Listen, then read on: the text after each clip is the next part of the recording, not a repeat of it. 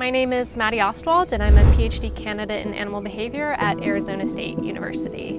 I study social behavior in bees, and I'm really interested in using bees to understand why animals live in social groups. Carpenter bees are interesting because they tend to sit somewhere in between these two extremes, where they're not fully solitary and not quite as social as some other bees like honeybees and bumblebees.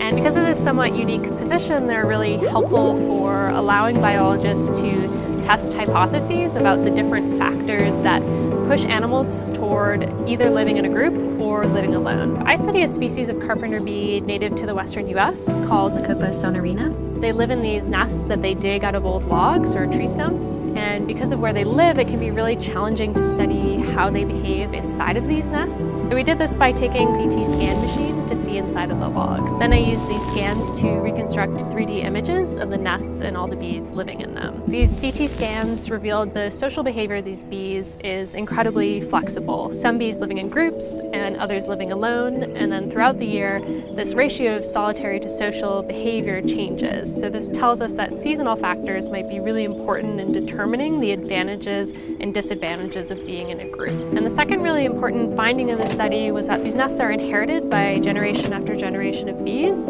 and renovated and modified over time. These modifications in nest architecture in turn affect the social interactions of the bees living in them. The social organization of the species of carpenter bee is really flexible and dynamic across seasons, and also with respect to nest architectural patterns. Carpenter bees are useful to biologists in terms of understanding important questions about the evolutionary origins of group living. It's also important to learn more about the behavior and natural history of these bees because they're really valuable pollinators. Bees provide really vital services to us, and they're currently suffering from unprecedented population declines due to a lot of different stressors such as habitat fragmentation, exposure to toxic pesticides, and the effects of climate change.